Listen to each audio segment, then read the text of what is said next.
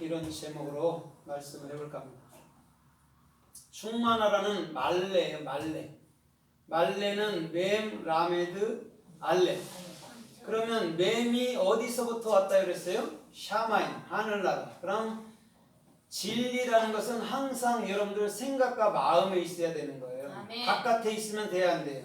안 돼요. 안에 있어야 돼요. 바깥에 있는 것은 종교행위, 우상밖에 안 돼요. 그러나 내 마음 속에 있을 때 그것을 진리라고 말하는 거예요. 그래서 하나님의 그 진리의 사역으로 뭐를 익혀요? 성경 66권을 익히고 배우는 거예요. 그래서 그거를 함축적으로 얘기하면 예수하라 얘기해요. 성경 66권은.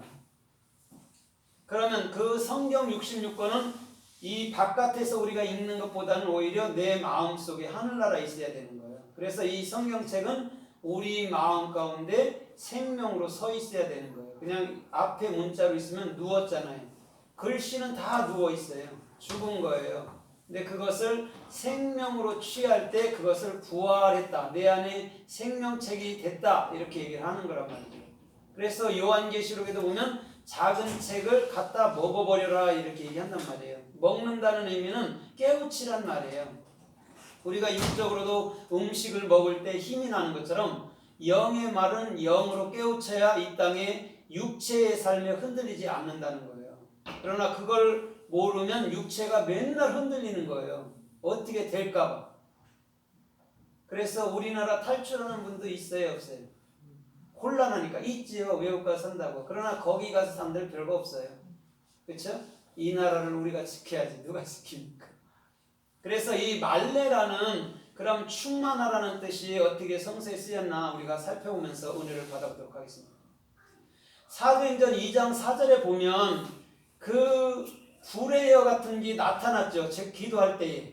그때 그들이 성령의 충만함을 입어서 각자 다른 말을 하더라 이렇게 얘기한단 말이에요. 거기서 충만하다가 말레예요.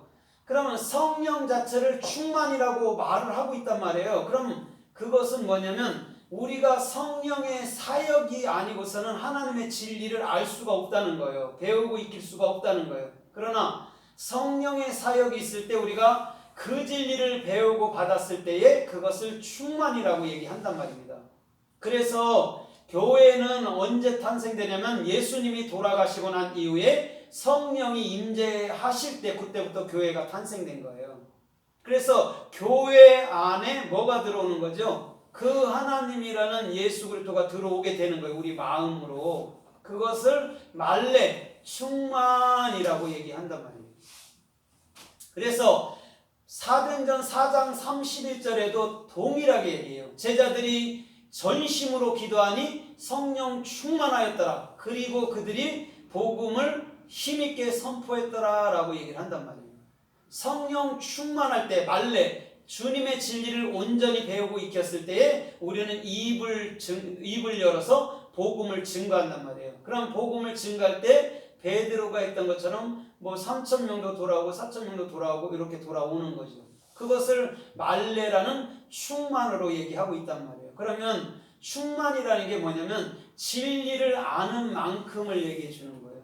진리를 모르면 충만이라고 안 그래요. 진리를 알 때 충만이라고 얘기한단 말이에요. 그럼 충만하게 된 자는 반드시 입을 열어서 복음을 증거한단 말이에요.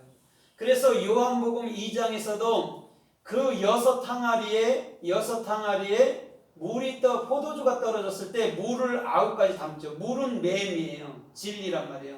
담을 때 그것을 떠다가 나눠주라고 얘기하거든요. 그게 충만이란 말이죠. 어떻게 보면.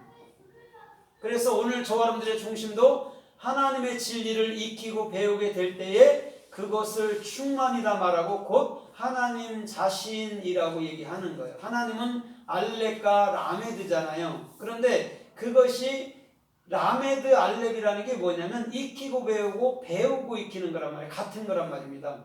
그래서 그것을 가진 자가 오늘 성령이 충만하다 이렇게 얘기를 하면 좋을 것 같습니다. 그 다음에 사도행전 6장에 보면 6장 1절로 2절에 보면 그 제자들이 복음 증거하는 일에 바빴잖아요. 그래서 7 집사를 세우라고 그래요. 근데 세우는데 성령이 충만하고 지혜가 충만하고 착한 자들을 일곱을 세우라고 얘기한단 말이에요. 말레된 자, 주님의 진리를 아는 자를 집사라고 세웠단 말입니다. 그럼 집사라는 것은 뭐 하는 거예요? 뭐 하라고 세우는 거예요? 복음 증거하라고 세운 거죠.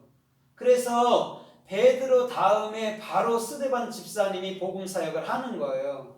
그런데 스데반 집사님은 창세기부터 그 모세 얘기, 요셉 얘기까지 다 얘기하거든요. 그렇죠? 그 다음에 애국으로 내려온 것이 75톤이다 하면서 막 다 얘기를 한단 말이에요. 그래 놓고 나서 어떻게 되는 거죠? 스데반 집사님은 어떻게 돼요? 사도행전 7장에서 스데반 집사님은 어떻게 돼요? 네, 돌에 맞아 순교하는데 뭐에 충만했더라고 얘기해요. 성령에 충만하니까 우편에 서신 예수를 보노라 그렇게 얘기를 해요. 그게 성령이 충만한 게 우편에 계신 예수예요. 왜냐하면 예수가 그리스도잖아요. 우편에 있는 것은 이긴 것의 상징이에요. 그래서 요한계시록 2장과 3장에도 이긴 자들에게 만나주고 이긴 자들에게 생명의 멸류관 주고 이긴 자들에게 힘을 주고 이긴 자들에게 이름을 주고 이긴 자들에게 성전의 기둥이 되는 것을 준 거예요. 그게 이긴 거예요. 주님을 아는 만큼 육체에 대해서 이기고 세상에 대해서 이긴단 말이에요.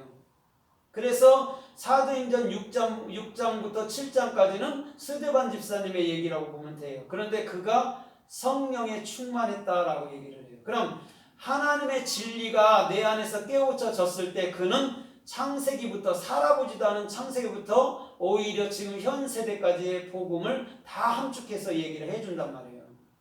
그러면 우리가 모세 시대에 살지 않아도 모세가 어떤 복음을 가졌는가를 알게 돼야 되는 거예요. 그게 성령이 하시는 일이란 말이에요. 오늘 저와 여러분들의 모든 삶도 그 스데반 집사님처럼 성령이 충만해서 말레가 돼서 오늘도 복음을 증가하는 아름다운 주의 일꾼들로 나타나기를 주님의 이름으로 부탁드립니다. 아멘. 그래서 에베소서 5장 18절에도 보면 너희는 술 취하지 말라 이렇게 얘기해놓고 오직 성령의 충만함을 받으라 이렇게 말한단 말이에요.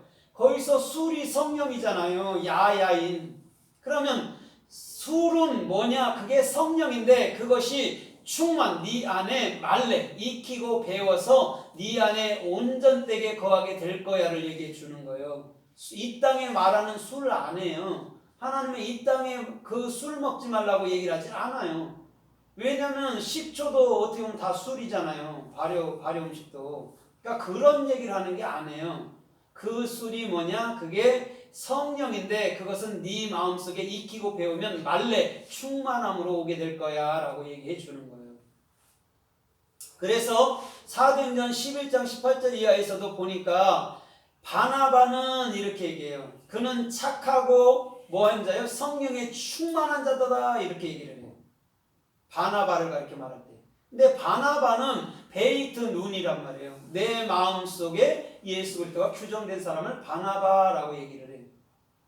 예수님의 십자가 사건에도 놓아준 자가 있죠. 누구죠? 그는 바라바예요. 베이트 라메드. 그럼 내 마음속에 그리스도로 사는 자는 뭐요? 성령의 사람이죠. 그래서